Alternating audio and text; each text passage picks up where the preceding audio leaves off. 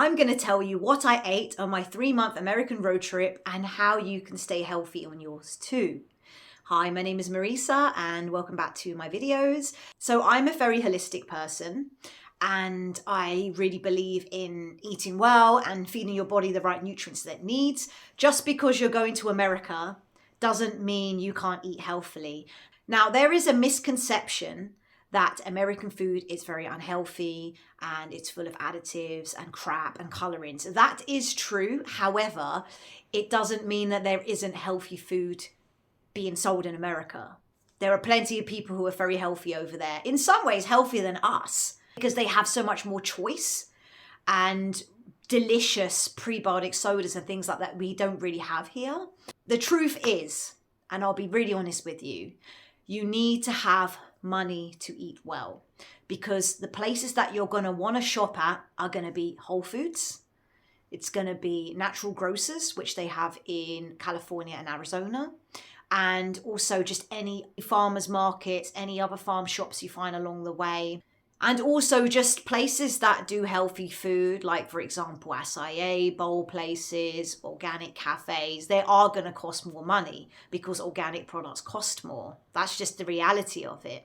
It's going to be much better for you and your body to not eat McDonald's and crap like that. It's going to be so much better for you to actually think ahead, think, where am I going? Am I going to have access to those foods? Or am I going to have like 4 or 5 days in a national park or national parks, like for example, Utah, where you're not going to have the chance to get healthy food every single day? Now, I'm not saying that you can't eat any unhealthy food. Of course, we all have to live our life, enjoy some things. It's always good to have a donut or a pizza or a burger and some fries, you know, get that dopamine hit. But you just don't want to be eating that like every day. America has lots of diners, lots of places to eat. There are lower end ones like Denny's, Waffle House, Sonic. My husband ate a Sonic like once just because he remembered it from when he did a road trip before and he wanted to try it. But that was just a one-time treat. And same for me. I had like a sausage and egg McMuffin at McDonald's one time in 3 months as a special treat because there was really nowhere else to get breakfast. We were in Moab and we didn't have time to like go and sit in a diner and have service. It was like a quick thing. So that's like an example. But most of the time we went to Whole Foods, natural grocers, anywhere that we could find that was pretty healthy, and stocked up on hard-boiled eggs, meat, on hormone-free turkey or chicken. I used to get avocado, sauerkraut. I'm actually going to show you this video that I made for TikTok, which shows you all of the things that we ate. Most of them were organic. If you can find organic, have organic. And then obviously if you can't, then it's okay. Don't beat yourself up because you're not always going to be able to. There are some things that are like healthier where you can still indulge and enjoy. So for example, instead of eating shitty Ben & Jerry's ice cream, you can get these ice creams, which were my favorite, which they sold in Whole Foods. And I think they had them in this store. And I used to get acai sorbet and acai bowls. So if you're gluten-free like me, you could literally just buy some gluten-free oats or gluten-free muesli or granola. And then you just add it in with the acai, get yourself some blueberries, strawberries, chuck that in. You can make yourself nutritious meals on the go. I used to eat as well cans of tuna that were mixed in with like a little bit of quinoa and vegetables. And then I would either have that on its own if we were in a rush or with some rice, or chop up some avo with it. I used to get really nice rice sachets. They weren't cooked in vegetable oils. They would be cooked in ghee, or they would be cooked in bone broth, chicken broth, and you can literally just microwave those and then just have that, add some protein. It's great, it's easy. If I were you, I would be careful and check the labels, because, I mean, I do this here in the UK as well. Just because something is advertised as healthy does not necessarily mean it is. So you could get a packet of, I don't know, extra fiber, organic, whatever.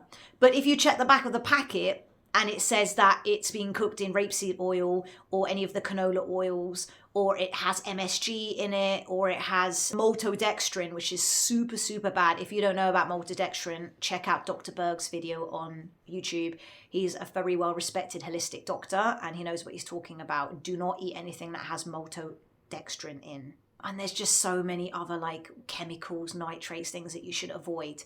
Again, I know I sound over the top probably to you, whoever's watching, but you don't need to be super strict all the time.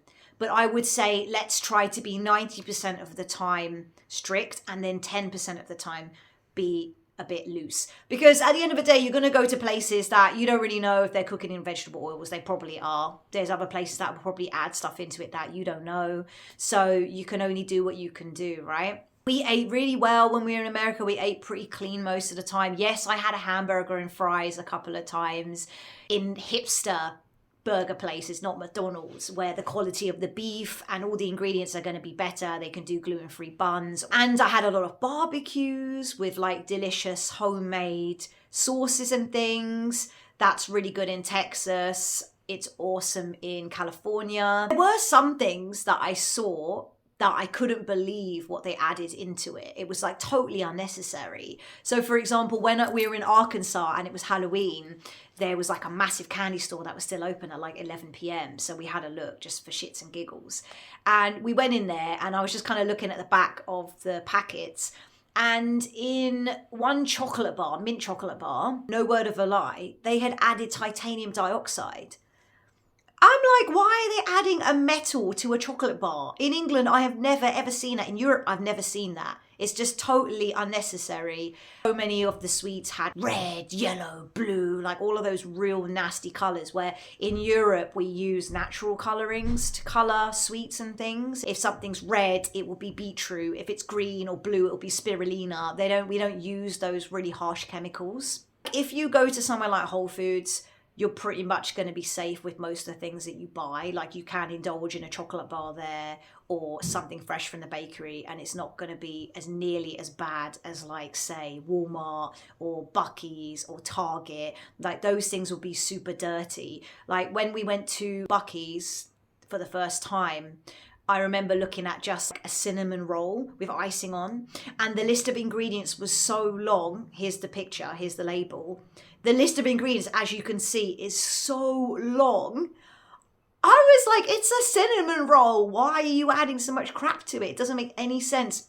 A cinnamon roll should literally just be like flour, cinnamon, sugar, eggs. To a Brit like myself, it is such a crazy thing to get your head around how much additives and preservatives and colorings and just crap, like I said, that metal in a chocolate bar, they put in food. It's so bad for people's health. They're very health conscious in California. They're very health conscious in Florida. Of course, every state is going to have people who are health conscious. I understand that not everybody has the budget for that. I know that we're super grateful that we had the money, that we were able to eat very well and very clean. Yeah, and I thank God for that.